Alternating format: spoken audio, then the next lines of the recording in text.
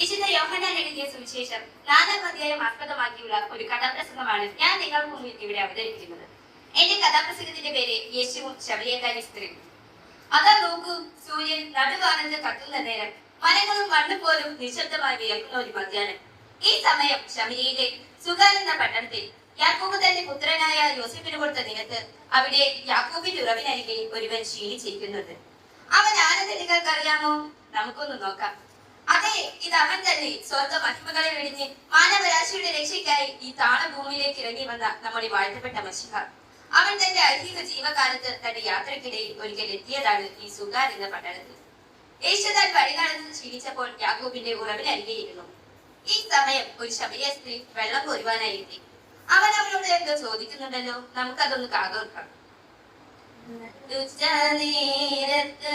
കിണറിന്റെ തീരത്ത് വെള്ളത്തിനായി ഞാൻ കാത്തിരിപ്പു, നാലി ഒരു പാത്രം ദാഹജലം നീ എനിക്കു നൽകൂ, നാലി ഒരു പാത്രം ദാഹജലം നീ എനിക്കു നൽകൂ.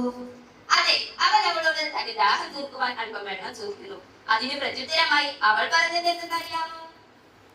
അയ്യോ, നീ ഒരു യൂതൻ, ഞാനോ ഒരു ശമരിയായ സ്ത്രീ, ഞാൻ കോരിയ വെള്ളം തൊട്ടാൽ തീണ്ടലില്ലേ, ഞാൻ കോരിയ വെള്ളം തൊട്ടാൽ തീണ്ടലില്ലേ. അക്കാലത്ത് യഹൂദന്മാരും ശമരിയരും തമ്മിൽ സമ്പർക്കമില്ലായിരുന്നു. അതിനാലാണ് അവൾ അങ്ങനെ പറഞ്ഞത്.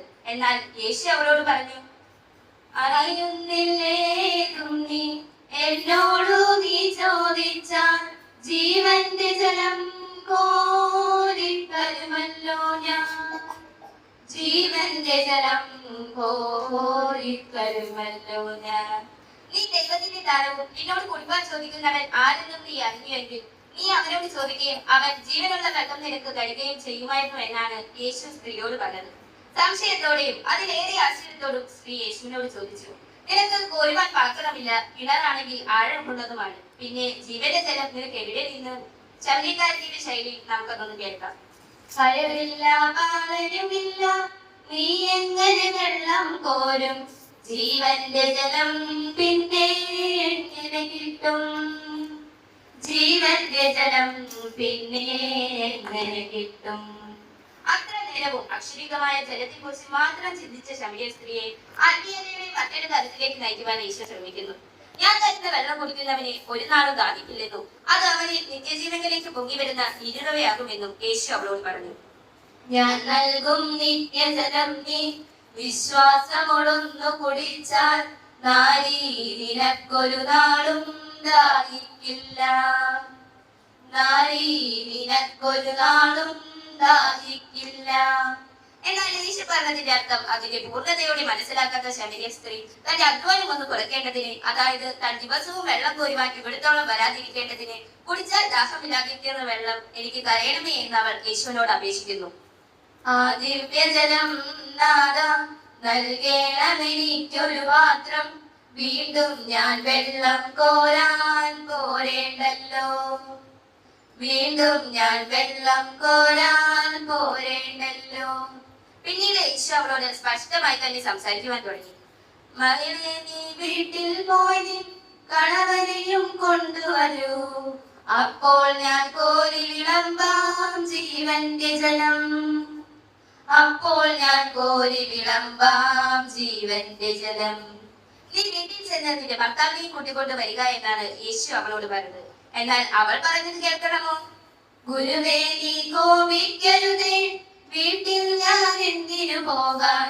ഇല്ലില്ല, സത്യം എനിക്കു ഭർത്താവില്ല, ഇല്ലില്ല, സത്യം എനിക്കു ഭർത്താവില്ല. യേശു വാസ്തവമായി അവളുടെ ജീവിതത്തെ തൊടുവാൻ തുടങ്ങി. അവൾ തനിക്ക് ഭർത്താവില്ല എന്ന് പറഞ്ഞപ്പോൾ അതിന്റെ യഥാർത്ഥമായ അവസ്ഥ യേശു അവൾക്ക് വെളിപ്പെടുത്തി കൊടുത്തു.